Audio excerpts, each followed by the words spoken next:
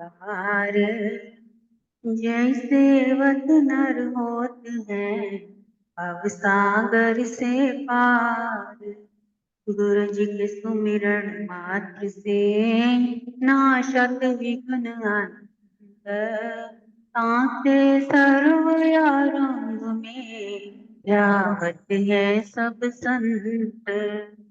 आप प्रगटे इस जगत में जीव काज सुधारने, शबद नाम बनाए सुंदर दुखित जीव उबारने।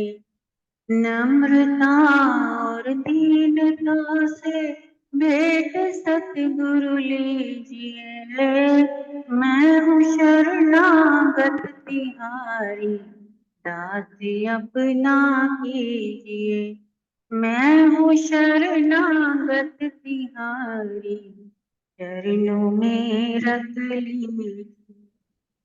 दंडोत वंदना मेरी अनेक बार, श्री चरना विच बारंबार। श्री परमहंस सतगुरु दयाल, रखना सदा सीधी सदा रखना सदा सीधा सदा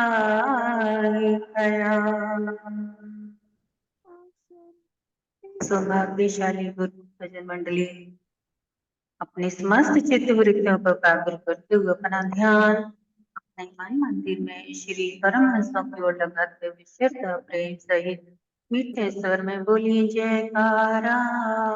बोल मेरे श्री गुरु महाराज की जय। गुरु शब्द है, शब्द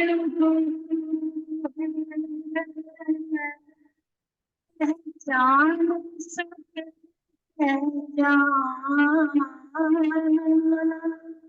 मानुष जन्म अनमोल है, गुरु नाम संग जो। मानुष जन्म अनमोल है, गुरु नाम से जो। गुरुमुखो, गुरु शब्द में ही गुरु का अर्थ छिपा हुआ है, क्योंकि गुरु का मतलब जो है, पहले तो आप ये जाने कि गुरु का मतलब, गु का मतलब है अंधकार और रू का मतलब है प्रकाश। अर्थात अंधकार से प्रकाश की ओर जो हमें लेके जाए, अंधकार से प्रकाश की ओर जो हमें रास्ता दिखाए, यानी कि अज्ञानता से ज्ञान की ओर जाए, वही गुरु है।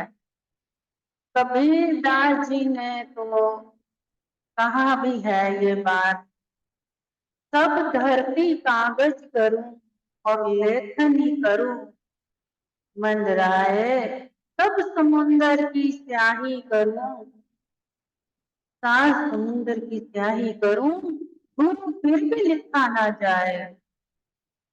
यानी कि गुरु की इतनी महत्वता दी गई है कि गुरु के बगैर ये जीवन जो है अंधकार में डूबा हुआ। जिसके जीवन में गुरु नहीं, सतगुरु नहीं है, उसके जीवन में अंधेरा ही अंधेरा है।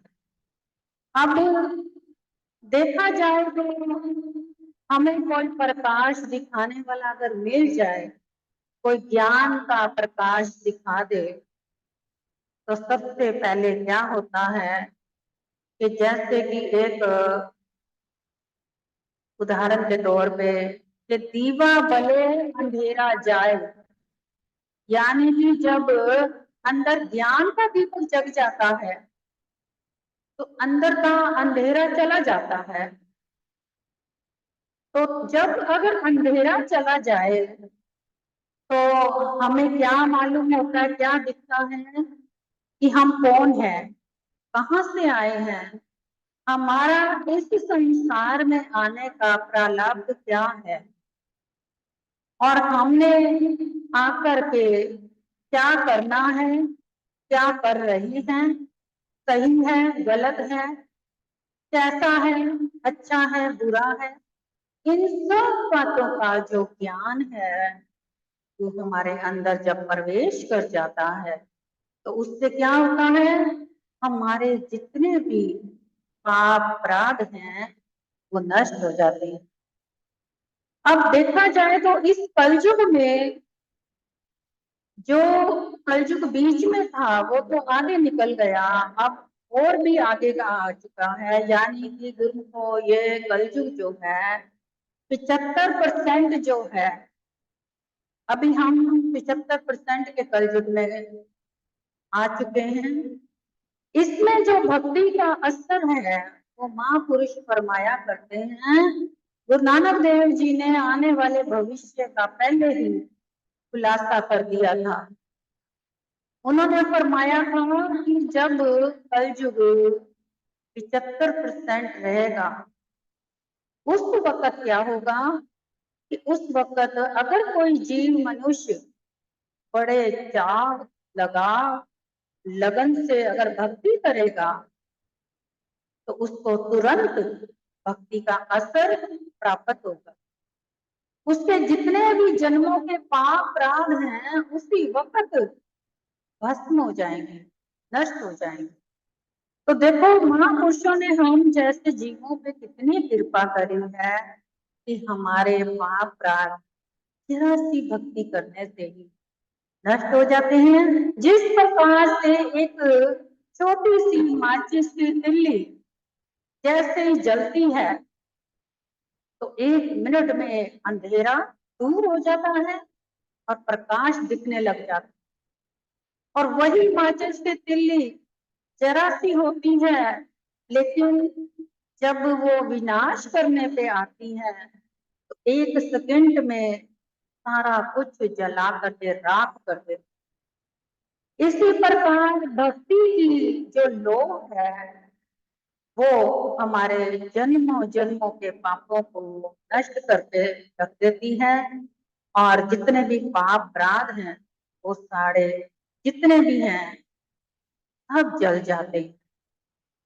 लेकिन कई मनुष्य जो कहते हैं कि हमें इतना समय हो गया भक्ति करते हुए अभी तक हम पापों से मुक्त नहीं हुए, हमारे पाप अभी तक चल रहे हैं हमारे साथ, इसका भी कोई कारण है गुरुमुखो?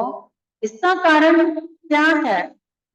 पाप नष्ट नहीं हुए जो, इसका मतलब है कि पूजा पाठ ध्यान करते वक्त आपका जो अंतर मन है वो अभी पूजा पाठ में नहीं है, वो बाहरी ख्यालों में ही डूबा हुआ है। जिस प्रकार जब आप कोई चीज खा रहे हैं पी रहे हैं उस वक्त आपसे पूछा जाए कि इसमें टेस्ट कैसा आया, क्या स्वाद है, मीठा है, नमकीन है, कड़वा है, फीका है, अगर आपका उसमें ध्यान होगा तभी तो आप बता पाएंगे ना कि उसका टेस्ट कैसा था। तो जो आपका ध्यान ही नहीं है तो आपको क्या पता, आपने तो बस जैसा खाना पूर्ति करते हैं ना, जल्दी जल्दी से पेट पूजा करी, चल भाई छुट्टी। तो पेट भरा, यानी पेट भरने से मतलब है ना कि स्वाद लेने से, ना अनुभव करने से, महसूस होने से। इसी प्रकार भक्ति कैसे हो रही है, जल्दी जल्दी में हो रही है।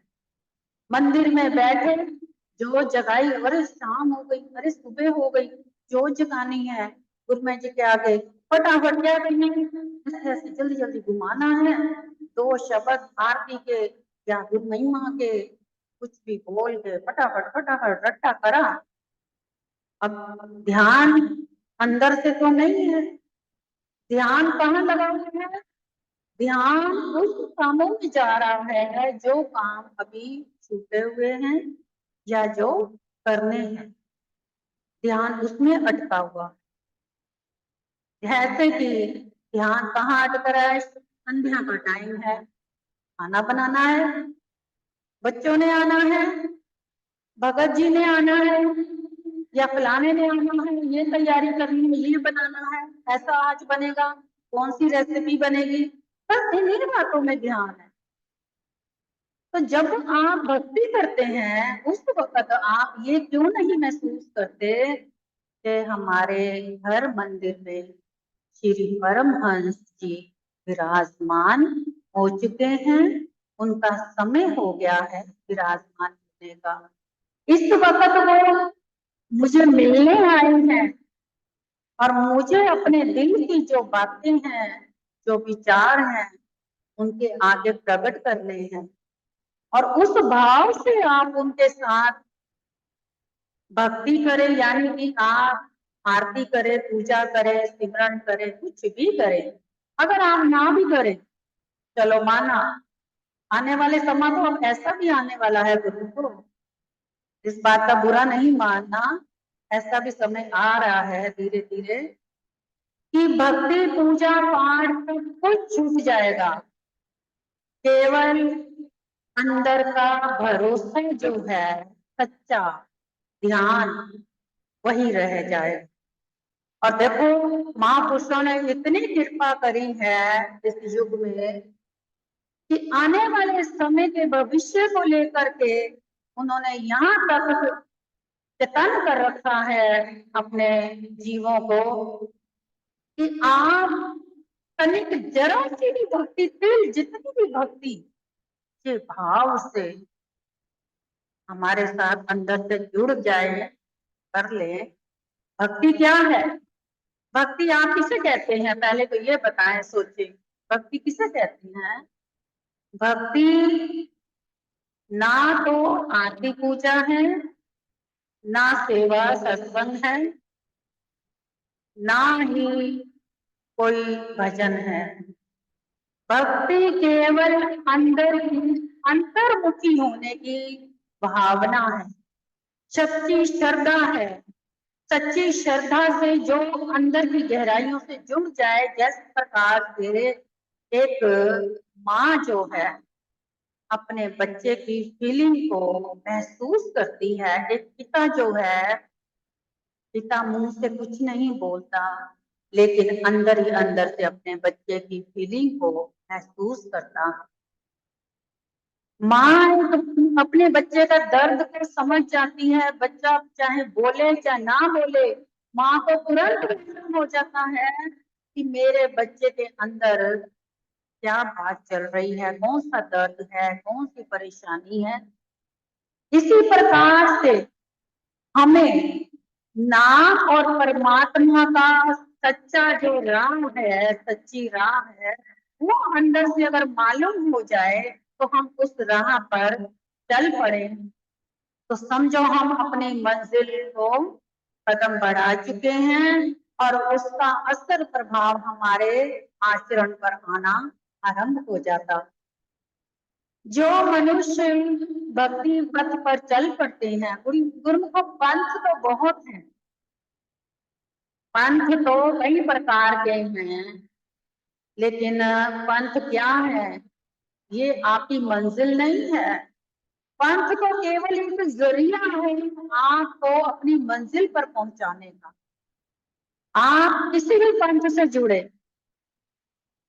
कैसे भी पंथ से जुड़े, चाहे मंदिर, गुरुद्वारा, मस्जिद, गिरजाघर, कहीं से भी जुड़ जाए, लेकिन उसकी मंजिल एक है। और अंदर से अगर जिस मनुष्य को पता लग जाए हमारी मंजिल कौन सी है, उस मंजिल को हासिल करना है, तो वो समझो जीव अपनी मंजिल से चल पड़ा। और जिसको अभी मालूम ही नहीं, कुछ भी पता लग रहा है, इतने वर्ष बीत गए हैं, बुरा नहीं मानना गुरुमुखो, कईयों को तो ये जीवन भी कम पड़ गया है, जन्म लग गए हैं वहां तक पहुंचने के लिए, और कई तो जन्म लेते ही छोटी सी उम्र से ही समझने लग जाते हैं, और उसका तुरंत उनके ऊपर असर प्रभाव उनके जीवन में नजर आना आरंभ हो जाता है, क्योंकि उनके आचरण, विचार, संस्कार वो ऑटोमेटिक ही नजर आने शुरू हो जाते हैं। क्योंकि महापुरुषों ने फरमाया है कि सत्संग में बैठोगे, अगर ध्यान लगाओगे, तो उससे आपके अंदर ज्ञान का दीपक जगेगा। सत्संग में जुड़ने का प्रारब्ध ही यही है। जिस प्रकार से भजन की 2 पंक्तियां आती हैं, तू सत्संग में आया कर, गीत प्रभु के गाया कर, शाम सवेरे बैठ बंदे ध्यान प्रभु का लगाया कर। तू सत्संग में आया कर, गीत प्रभु के गाया कर, शाम सवेरे बैठ के बंदे ध्यान प्रभु का लगाया कर।